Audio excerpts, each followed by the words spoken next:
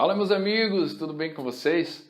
Meu nome é Gustavo Honorato e se você é novo por aqui, seja muito bem-vindo ao canal Convergentemente. Se você já faz parte desse movimento, eu te agradeço por estar conosco em mais um vídeo. Após aquela sofrência para a gente gravar o vídeo sobre sacerdócio que nós postamos na última quinta-feira, hoje eu estou quase que completamente restabelecido daquela gripe para compartilhar mais um conteúdo cristocêntrico e instrutivo com você.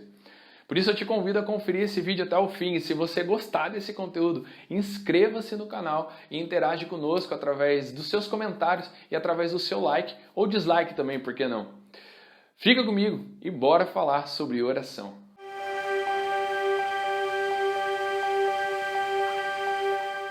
Já tive a oportunidade de falar sobre esse tema no púlpito da igreja, já falei em algumas mesas de discipulado e eu também já falei em algumas rodas de amigo. Mas é a primeira vez que eu vou compartilhar desse tema através de um vídeo curto. Ainda assim, talvez esse vídeo fique um pouquinho mais longo do que eu gostaria.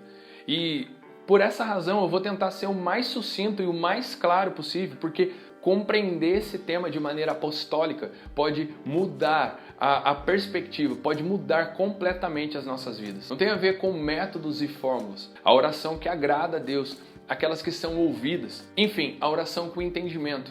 Ela possui 3 aspectos principais: posição, natureza e autoridade. E é a partir dessa afirmação que nós vamos começar a reflexão de hoje. Na carta de Paulo aos Colossenses, no capítulo 1, eu vou ler com vocês os versos 9 e 10, diz assim: Por essa razão, nós também, desde o dia em que o ouvimos, não cessamos de orar por vós e de pedir que sejais cheios do conhecimento da sua vontade, com toda a sabedoria e inteligência espiritual, para que possais andar dignamente diante do Senhor, agradando-lhe em tudo, frutificando em toda boa obra e crescendo no conhecimento de Deus.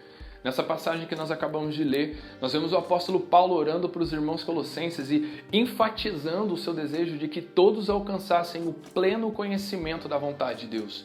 Mas ele não queria que isso acontecesse de qualquer maneira.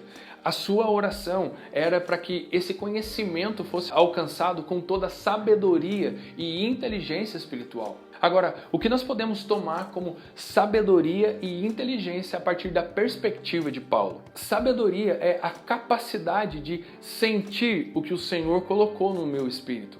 A sabedoria de sentir a vontade de Deus no meu espírito.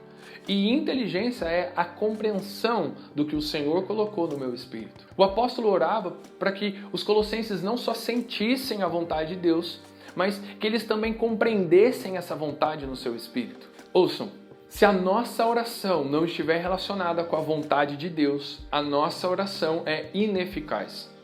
Eu vou repetir para você.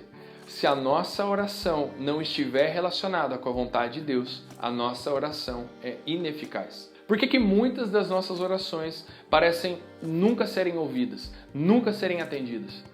Porque nós oramos e nós declaramos o que nós queremos que Deus nos faça. Não é a mesma coisa a oração da Antiga Aliança, no Antigo Testamento, que a oração da Nova Aliança feita em Jesus. Na Nova Aliança, oramos a partir de 3 aspectos. Primeiro, a nossa posição em Cristo. Segundo, a natureza do Espírito. E terceiro, o exercício da autoridade. E para a gente dar início, eu vou começar pelo primeiro. A nossa posição em Cristo. A oração tem muito a ver com o nosso conhecimento do caráter de Deus. Não são só palavras que dizemos, tempos que dedicamos ou lugares que nos separamos. Oração tem a ver com a pessoa que estamos nos relacionando. A Bíblia toda fala de oração, porém, como nós já dissemos, não é o mesmo a oração da Antiga Aliança que a oração da Nova Aliança. E o que separam essas 2 alianças? A cruz. Antes da cruz, se ia a um lugar para orar. Depois da cruz, nós é quem somos o lugar de oração. Antes da cruz se orava o que se necessitava. Depois da cruz se ora o que Deus necessita fazer. Então nós definimos que a oração está completamente, diretamente conectada com a vontade de Deus e não com as nossas necessidades. Nós não necessitamos entender as circunstâncias e entender as necessidades para orar. Necessitamos conhecer e entender o que Deus deseja fazer e então orar. Necessitamos ajustar os nossos pensamentos aos pensamentos de Cristo para ver a oração a partir da mente de Cristo e não a partir das nossas necessidades. Quem se une ao Senhor, o Espírito de Deus é com ele. Sendo assim, oramos a partir de um Espírito completo, a partir de um Espírito perfeito, a partir de um Espírito que tem tudo. Por isso nós não oramos necessidade, nós oramos a vontade de Deus. Então, qual deve ser a nossa posição na oração com entendimento? Completos em Cristo. Não tem a ver com a forma que nós oramos, senão com a posição de onde oramos. Não uma posição física, mas uma posição espiritual. Nós não só devemos orar a partir de uma posição, como também a partir da natureza do Espírito, o que nos faz entrar no segundo ponto da reflexão, a natureza na qual oramos. Sabe por que o apóstolo Paulo nos pede que andemos e oremos no Espírito?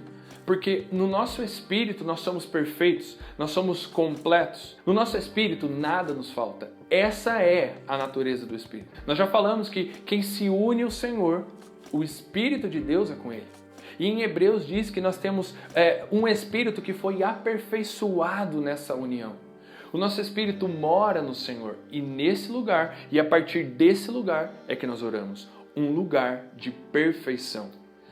No Espírito nós temos o testemunho de que em Cristo nós temos tudo e nada nos falta. E a função do Espírito Santo é nos guiar ao conhecimento daquilo que nos foi concedido, aquilo que nos foi dado gratuitamente, como está em 1 Coríntios, no capítulo 2. Oramos em Espírito e pelo Espírito para ouvir a voz de Deus e saber o que já nos foi concedido. E se alguém perdeu a voz de Deus, é porque deixou de andar no Espírito. Diz a Bíblia que Cristo foi colocado à direita de Deus. E diz também que nós somos colocados juntamente dele, sentados nas regiões celestiais. Se oramos em Espírito e a partir da nossa posição em Cristo, nós não oramos da terra para o céu, mas do céu para a terra. Sendo assim, a autoridade com a qual oramos vem da supremacia do que é eterno e invisível sobre o que é passageiro e visível. O que por fim nos leva ao terceiro e último ponto para a gente encerrar. Nossa autoridade. A nossa autoridade vem de sermos um receptor e um condutor do Espírito. A autoridade é o fruto de responder e corresponder à voz de Deus. Muitas vezes nós pensamos que por sermos pastor, por sermos líder, por possuir alguma ordenação ministerial, nós já podemos tudo. No entanto, a minha autoridade encontra-se na minha obediência. Se no Espírito, se no meu Espírito eu sou um receptor da sua voz, então tudo que nasce da sua voz e passa pelo meu Espírito carrega em si mesmo a autoridade. Qual autoridade? A autoridade de responder e corresponder à sua voz. Então, por que é importante conectarmos autoridade com oração? Porque a autoridade dos santos está na sua obediência. Para resumir esses 3 pontos numa única frase e a gente encerrar de uma vez por todas, nós podemos dizer que, posicionados em nossa natureza, nós podemos exercer autoridade. Oramos posicionados em Cristo a partir da natureza do Espírito, com a autoridade que vem por obedecer à voz de Deus. Bom, meus amigos, por hoje é isso que eu tenho para compartilhar com vocês. Eu espero que esse conteúdo possa ter abençoado a sua vida. Não deixe de avaliar esse vídeo e, se possível, comentar. Se você gostou e ainda não é inscrito no canal, se inscreve aí. Que Deus abençoe a sua vida. Fiquem todos com Jesus. Beleza? Falou, valeu, até mais.